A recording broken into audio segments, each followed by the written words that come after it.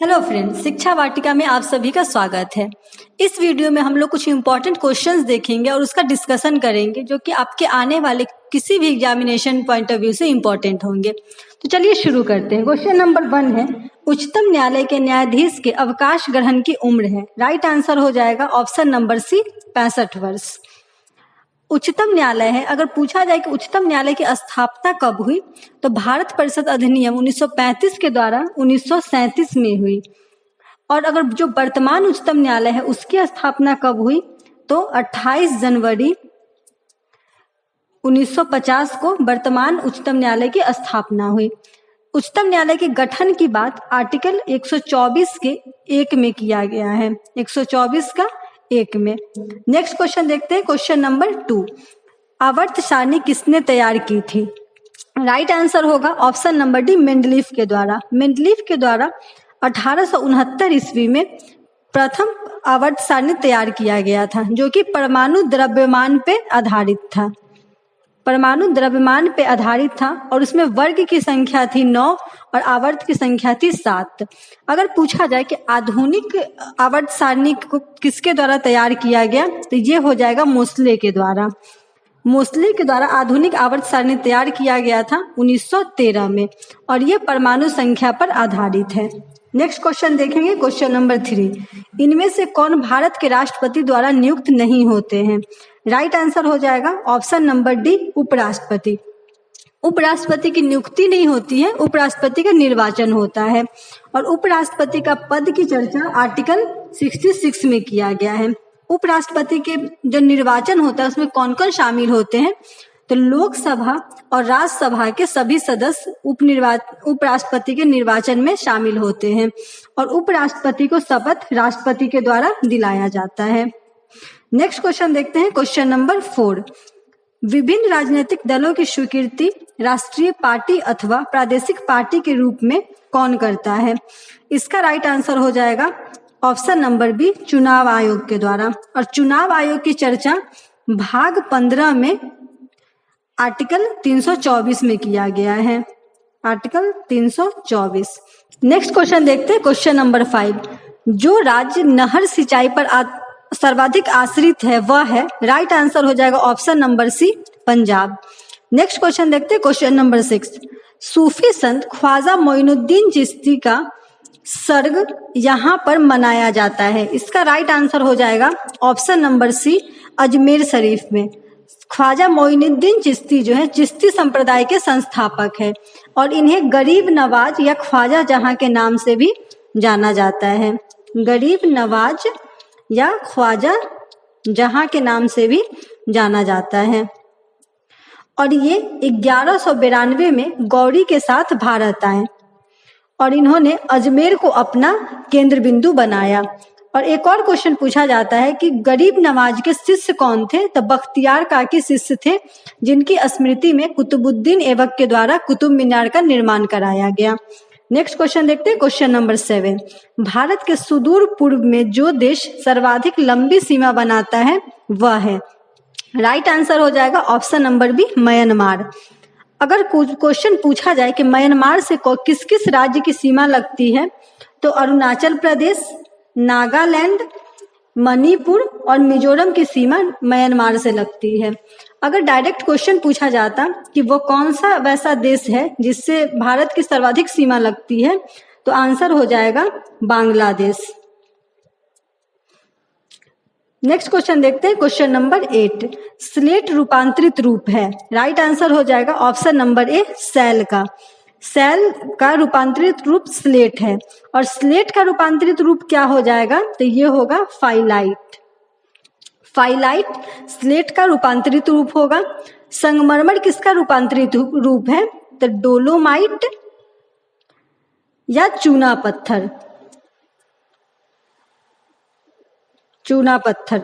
Granite का रूपांतरित रूप है नीस। नेक्स्ट क्वेश्चन देखते हैं, क्वेश्चन नंबर 9, सिंधु नदी की लंबाई उतनी ही है जितनी ब्रह्मपुत्र नदी की है, यह लंबाई कितनी है? इसका राइट आंसर होगा option number B, 2900 kilometre. Sindhu नदी का उद्गम स्थल कहाँ है, तो ये तिब्बत में कैलाश मंदिर के बोखर चूहीमानी। बोखरचू हिमानी सिंधु नदी का उद्गम स्थल है। और एक और क्वेश्चन याद रखेंगे कि रोम वासियों के द्वारा सिंधु नदी के नाम पे ही अपने देश का नाम इंडिया दिया गया। नेक्स्ट क्वेश्चन देखते हैं, क्वेश्चन नंबर 10। भारतीय संविधान के अनुसार राज्य का कार्यकारी अध्यक्ष कौन होता है? राइट आंसर हो जाएगा ऑप्शन नंबर बी, राष्ट्रपति। राष्ट्रपति आया है तो देखेंगे राष्ट्रपति की नियुक्ति किसके किसके द्वारा किया जाता है, तो राज्यसभा, लोकसभा और विधानसभा के निर्वाचित सदस्यों के द्वारा राष्ट्रपति का निर्वाचन किया जाता है। एक और क्वेश्चन पूछा जाता है कि राष्ट्रपति का निर्वाचन में लोकसभा, राज्यसभा और विधानसभा के सदस्य शामिल होते हैं, वो भी निर्वाचित सदस्य। और महाभियोग में कौन कौन शामिल होते हैं, तो महाभियोग में सिर्फ लोकसभा और राज्यसभा के सदस्य शामिल होते हैं। तो क्वेश्चन पूछा जाता है वो कौन है जो राष्ट्रपति के निर्वाचन में तो भाग लेता है लेकिन महाभियोग में भाग नहीं लेता। राइट आंसर हो जाएगा विधानसभा। और राष्ट्रपति का महाभियोग कहाँ से लिया गया है, तो ये यूएसए से लिया गया है। नेक्स्ट क्वेश्चन देखते हैं, क्वेश्चन नंबर 11। भारतीय नागरिकों के मौलिक कर्तव्य है। राइट आंसर हो जाएगा ऑप्शन नंबर सी, 11। मूल संविधान में मौलिक कर्तव्य की चर्चा नहीं थी। इसे 42वें संवैधानिक संशोधन 1976 के द्वारा स्वर्ण सिंह समिति की सिफारिश पे जोड़ा गया। और 1976 में 10 मौलिक कर्तव्य जोड़े गए और 86वां संवैधानिक संशोधन 2002 के द्वारा एक और संवैधानिक संशोधन के द्वारा मौलिक कर्तव्य जोड़ा गया। तो वर्तमान में अगर पूछा जाए कि मौलिक कर्तव्य की संख्या कितनी है, राइट आंसर हो जाएगा 11। नेक्स्ट क्वेश्चन देखते हैं, क्वेश्चन नंबर 12।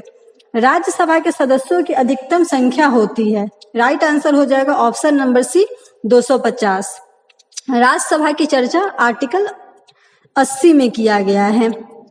और इसके सदस्यों का कार्यकाल कितने वर्षों का होता है, तो 6 वर्षों के इनके सदस्यों का कार्यकाल होता है। राज्यसभा एक अस्थायी सदन है, इसका मतलब इसका विघटन कभी नहीं होता है। और प्रत्येक 2 वर्ष पे 1/3 सदस्यों का सेवानिवृत्ति होता है। नेक्स्ट क्वेश्चन देखते हैं, क्वेश्चन नंबर 13। महात्मा गांधी का जन्म हुआ था। राइट आंसर हो जाएगा ऑप्शन नंबर बी, 1869 में। 2 अक्टूबर 1869 में महात्मा गांधी का जन्म हुआ था। और मृत्यु कब हुई थी, तो ये हो जाएगा 30 जनवरी 1948। महात्मा गांधी को महात्मा कह के किसने संबोधित किया था, ये हो जाएगा आर.एन. टैगोर। आर.एन. टैगोर। बापू किसके द्वारा कहा गया था, तो जवाहरलाल नेहरू के द्वारा बापू कहा गया था। और राष्ट्रपिता कह के किसने संबोधित किया, तो ये हो जाएगा सुभाष चंद्र बोस। नेक्स्ट क्वेश्चन देखते हैं, क्वेश्चन नंबर 14। सिखों के गुरुओं में गुरु गोविंद सिंह थे। राइट आंसर हो जाएगा ऑप्शन नंबर डी, 10वें गुरु। गुरु गोविंद सिंह के द्वारा खालसा पंथ और पाहुल प्रणाली की शुरुआत की गई थी। पाहुल प्रणाली। गुरु गोविंद सिंह सिखों के 10वें और अंतिम गुरु थे। नेक्स्ट क्वेश्चन देखते हैं, क्वेश्चन नंबर 15।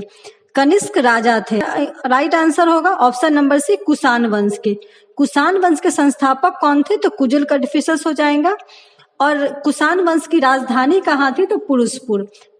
कनिष्क के द्वारा 78 ईस्वी में शक संवत की शुरुआत की गई थी। शक संवत। और अगर पूछा जाए कि अभी भारतीय कैलेंडर किस संवत पे आधारित है, तो शक संवत इसका राइट आंसर हो जाएगा। नेक्स्ट क्वेश्चन देखते हैं, क्वेश्चन नंबर 16। बेरी बेरी खुराक में किसकी कमी की वजह से होता है।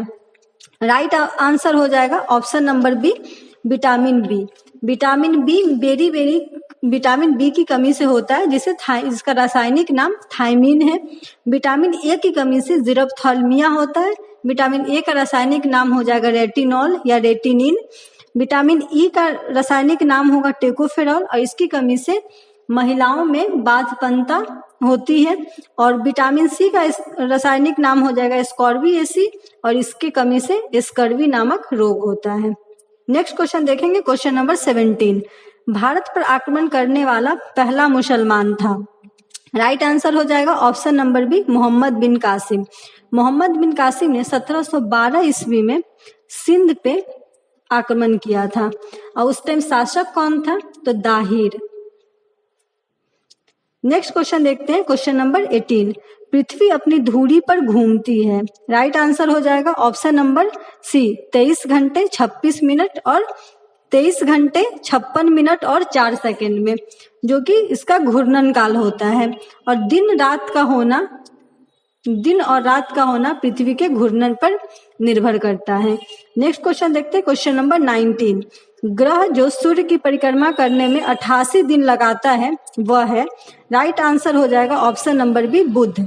बुध ग्रह सूर्य के सबसे निकट ग्रह है और इसे सूर्य का परिक्रमा करने में 88 दिन का समय लगता है। यहाँ शुक्र आया, शुक्र को 224 दिन का समय लगता है, 224 दिन। मंगल को 687 दिन और वरुण को कितना समय लगता है? 163.7 वर्ष। और वरुण सूर्य से सबसे दूर का ग्रह है। एक और क्वेश्चन बनता है यहाँ पे कि वो ऐसा कौन सा सौर मंडल का ग्रह है जिसका घूर्णन काल परिक्रमण काल से अधिक है? तो वो शुक्र हो जाएगा। शुक्र का परिक्रमण काल 224 दिन का और घूर्णन काल 243 दिन का होता है। नेक्स्ट क्वेश्चन देखते हैं, क्वेश्चन नंबर 20। गारो जनजाति है। राइट आंसर हो जाएगा ऑप्शन नंबर सी, मेघालय की। गारो, खासी और जयंतिया मेघालय की जनजाति है। और गारो जनजाति कहाँ पाई जाती है? तो खासी की पहाड़ी पे। नेक्स्ट क्वेश्चन देखते हैं, क्वेश्चन नंबर 21। दिल्ली चलो का नारा दिया था। राइट आंसर हो जाएगा Subhash Chandra Bose, SC Bose. Option number A right answer हो जाएगा। दिल्ली चलो, जय हिंद, तुम मुझे खून दो मैं तुम्हें आजादी दूंगा का नारा सुभाष चंद्र बोस के द्वारा दिया गया। जब यहाँ पे महात्मा गांधी है तो महात्मा गांधी के द्वारा करो या मरो का नारा दिया गया। नेक्स्ट क्वेश्चन देखते हैं, क्वेश्चन नंबर 22। भारत की बुलबुल किसे कहा जाता है? राइट आंसर हो जाएगा option number B, Sarojini Naidu को। सरोजनी नायडू भारत की कांग्रेस की पहली भारतीय महिला है जिन्होंने अध्यक्षता की थी 1925 में कानपुर में। नेक्स्ट क्वेश्चन देखते हैं, क्वेश्चन नंबर 23। पेस मेकर संबंधित है। राइट आंसर हो जाएगा ऑप्शन नंबर सी, हृदय से। नेक्स्ट क्वेश्चन देखते हैं, क्वेश्चन नंबर 24। भारत के प्रथम गवर्नर जनरल थे। राइट आंसर हो जाएगा option number D, Lord William Bentinck. Lord William Bentinck Bharat के प्रथम गवर्नर जनरल थे। रॉबर्ट क्लाइव बंगाल के पहले गवर्नर। और वारेन हेस्टिंग कौन थे? तो वारेन हेस्टिंग बंगाल के अंतिम गवर्नर और बंगाल के पहले गवर्नर जनरल। नेक्स्ट क्वेश्चन देखते हैं, क्वेश्चन नंबर 25। विख्यात सोम मंदिर को किसने नष्ट किया? राइट आंसर हो जाएगा ऑप्शन नंबर सी, सुल्तान महमूद, सुल्तान गजनी कहते हैं, सुल्तान महमूद गजनी के द्वारा 1025 में सोम मंदिर को नष्ट किया था और ये इसका 16वां आक्रमण था। नेक्स्ट क्वेश्चन देखते हैं, क्वेश्चन नंबर 26। हर्षवर्धन के साम्राज्य के समय जो चीनी पर्यटक भारत आया था वह था। राइट आंसर हो जाएगा option number B, Hiuen Tsang. Next question देखते हैं, क्वेश्चन नंबर 27। भारत में राष्ट्रीय आय लेखा किसके द्वारा प्रकाशित किया जाता है? राइट आंसर हो जाएगा ऑप्शन नंबर डी, केंद्रीय सांख्यिकी संगठन के द्वारा। नेक्स्ट क्वेश्चन देखते हैं, क्वेश्चन नंबर 28। कितने अणु एक मोल के बराबर होते हैं? राइट आंसर हो जाएगा 6.023 इंटू 10 टू दी पावर 23। यहाँ पे 10 टू दी पावर 23 है। नेक्स्ट क्वेश्चन देखते हैं, question number 29। Plaster of Paris है। राइट आंसर हो जाएगा CaSO4 का होल ट्वाइस इंटू यहाँ पे हाफ हो जाएगा, half H2O। Option number B इसका राइट आंसर हो जाएगा। नेक्स्ट क्वेश्चन देखते हैं, क्वेश्चन नंबर 30। विद्युत अपघटनी प्रक्रिया में कौन सा तत्व नहीं प्राप्त होता है? राइट आंसर हो जाएगा ऑप्शन नंबर डी, लोहा।